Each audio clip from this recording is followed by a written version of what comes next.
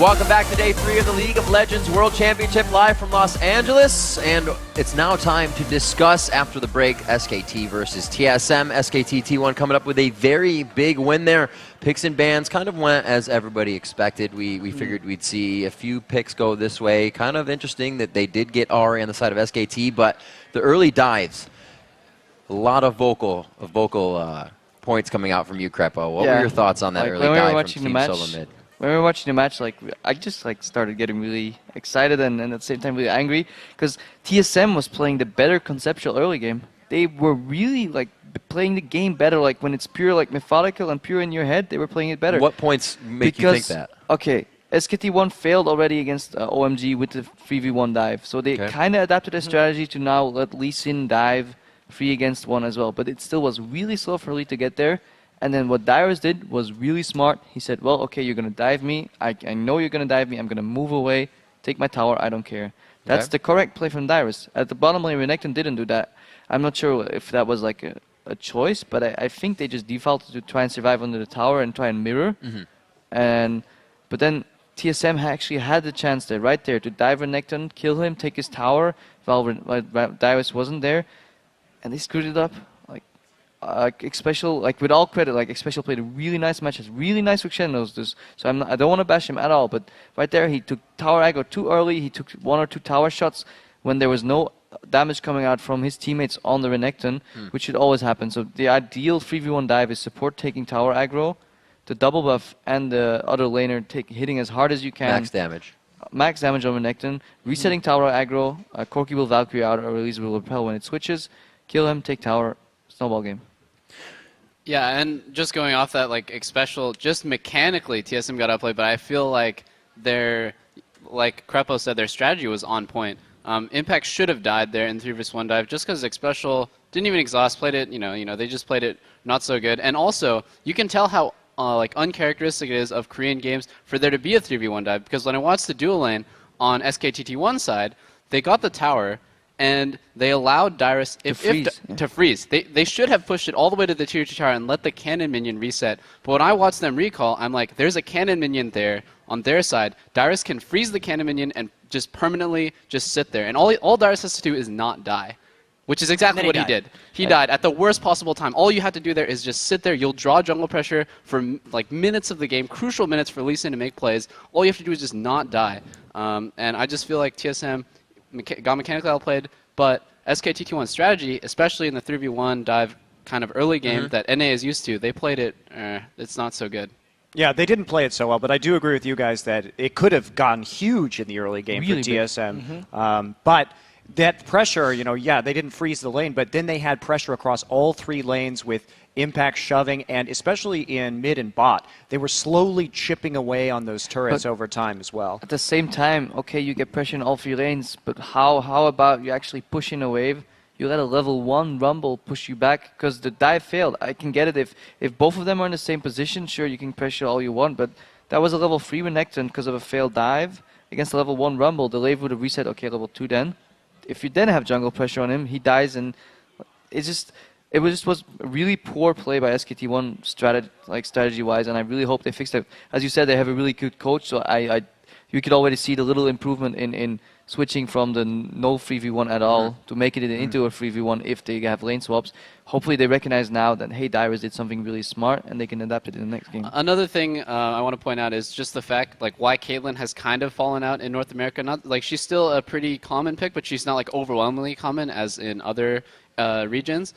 If you do the 2v1 swap, she's not actually that great in a 3 versus 1 situation. She doesn't do that much damage, and she's only really good at pushing minions. She's not really so great at killing champions, and she's just as good as every other AD at killing towers. When you finally swap back into the 2v2 lane, you allow Corki, who's going to hit level 6, to bully you in lane, and that's exactly what you saw. Corki Sona has so much more control over that lane than a Caitlyn, because at any time they can just kill you. And if TSM didn't misplay some of those ganks, it could have gone really, really, really bad. Actually had a double kill there at bottom once. Yeah, and I mean, obviously once SK Telecom did get that lead, it was just kind of the team we're used to seeing. The team we've seen over in the OGN, all the crisp Korean play. They got the ward control, they got the right picks, they played the game extremely conservatively, and they were able to come out on top. But yeah, the early on portion of the game, crazy. Yeah, and that could be, we were talking about this as well, is that could be a big weakness for them moving forward, because if they can't shore up their early game play against very good teams that can actually take that snowball and run with it, it's going to cause them to lose. That said, if we go look at the mid game right there, I really liked Bengi's pretty early oracles. He got control over the jungle in an extremely effective way. And to TSM's credit as well, they knew they were facing that pick composition. They knew exactly how SK Telecom was going to play that. And in fact, they survived longer than many Korean teams do against SK Telecom when they're trying to do that. They knew that their jungle was warded. They felt that pressure on the map, and they didn't make bad rotations through their jungle and allow SKTT1 to catch them until pretty late on when they decided to go for that dragon fight, and Odd1 got a little bit out of position at the front of the pack. Yeah, the DFG really caught him off guard there. Yeah, exactly. TSM played this game conceptually so well, except so they failed a dive, then Dyrus escaped top lane, but died right after. So he probably was in the mindset, hey, they didn't kill me now, they can never kill me. And so that gave them a huge lead on the top lane, a lot of pressure there. Then Odd1 did a really smart gank going through the jungle, knowing that they had triple pink ward at one point invested in the river. Allowed Odd1 to go behind bot lane. Pumandu dropped immediately, and then Odd1 unfortunately failed his flash over the wall, which didn't make his rappel connect. You kind of have to give it to SKTT1 though, because when it does get to that mid game that they're really comfortable with, and they're not in this weird situation of 3v1 and lane swaps and whatnot, they actually do really well controlling the game. They control the enemy jungler with pinks. They look for those picks. They do everything pretty much like 100% correctly. But I feel like in the next game, if TSM just shapes up a little bit mechanically, they actually have a really good shot at beating SKTT1. Which is kind of surprising. And I'm so interested now, exactly. That's why we're all very surprised watching this game, because the way the different regions' games and closed systems are really interacting with each other. Because I almost feel like after watching this game, Korea in general was only worried about getting here, but not necessarily exposed to the things the other regions were doing. And even though once they adapt, maybe we'll see a whole different game, but they have to make that adaptation. Absolutely. First impressions, the early turret diving game is the game that's beating everyone until they find a defense for it. All right, Crepo, final thoughts, because I know you guys could talk forever on this. Yeah. Okay, 2 points. Just like we went through this. The only reason I'm so adamant about it is because we went through this phase. Like we were horrible at 3v1 dives. So in scrims we had to reiterate the process so many times, so you can really pinpoint. Second, I just want to point out what Doublelift told me during the game. Is like Korea has like a lot of gentlemen's agreements, it seems, where they really want to find out who's the best skill-based player. Yeah, I want to say, too, we did actually used to see a lot of this early diving. I mean, that's where Najin Sword's do dive mantra comes from. But that was back in Champions Winter. And ever since then, the dives have gone down significantly. And guess what? SK Telecom wasn't a team until Champions Spring. So this isn't something they've ever really had to deal with. So it is a unique flaw that many older teams, and if we look at Najin Sword, I'm sure they'll do a lot better against it.